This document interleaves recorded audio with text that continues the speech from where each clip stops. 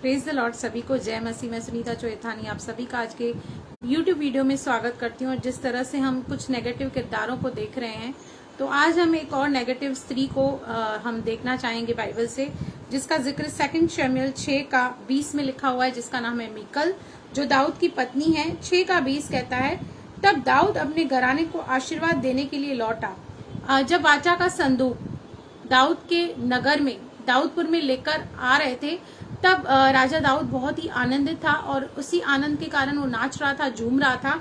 तब उसकी जो पत्नी है उसको मन ही मन में तुच्छ जान रही है, उसके लिए बहुत ही गलत शब्द का इस्तेमाल कर रही है। हम देखेंगे क्या।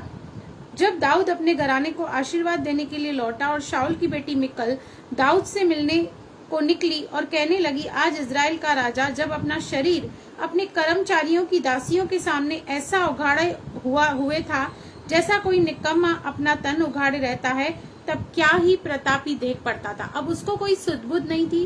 वो प्रभु के उस आनंद में, उस खुशी में इतना व्यस्त था कि वो ये भी भूल गया कि वो एक राजा है, और बेझिझक बेधड़क होकर वो नाचने लगा। लेकिन उसकी पत्नी उसको तुच्छ जान रही है और वो कह रही है कि किस तरह से निकम्मों की तरह, यूजलेस एक इंसान की तरह अपने कर्मचारी, मतलब जो उसके नौकर चाकर हैं, उसके सामने ये कैसे नाच रहा है, डांस कर रहा है। दाऊद ने मिकल से कहा, यहोवा जिसने तेरे पिता और उसके समस्त घराने के बदले मुझको चुनकर अपनी प्रजा इजराइल का प्रधान होने को ठहरा दिया है, उसके सम्मुख में ऐसा नाचा, और मैं यहोवा के सम्मुख उसी प्रकार नाचा करूंगा, और मैं इससे भी अधिक तुच्छ बनूंगा और अपनी दृष्टि में नीच ठहरूंगा।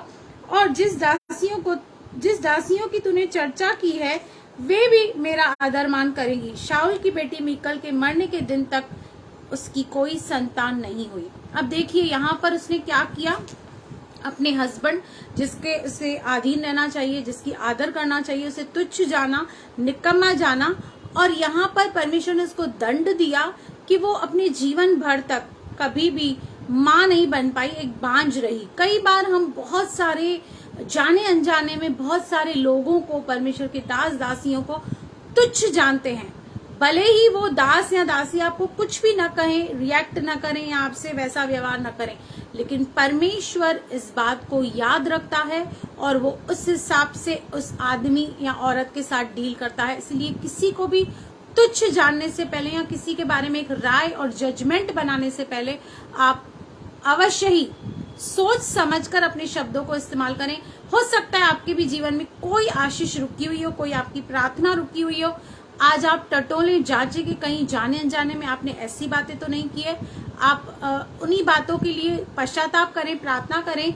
निस्संदेह जो श्राप या जो आशीषें आपके जीवन में नहीं आ रही है, वो आने लगेंगी। तो हमने मिकल से सीखा कि हमें किसी को भी तुच्छ नहीं जानना चाहिए, अपने पति को बिल्कुल तुच्छ निकम्मा नहीं जानना चाहिए, उसे डिसरिस्पेक्ट नहीं करनी चाहिए। लेकिन जिस तरह हम प्रभु के अधीन रहते हैं, उस तरह अपने पति के अधीन रहना चाहिए। God bless you.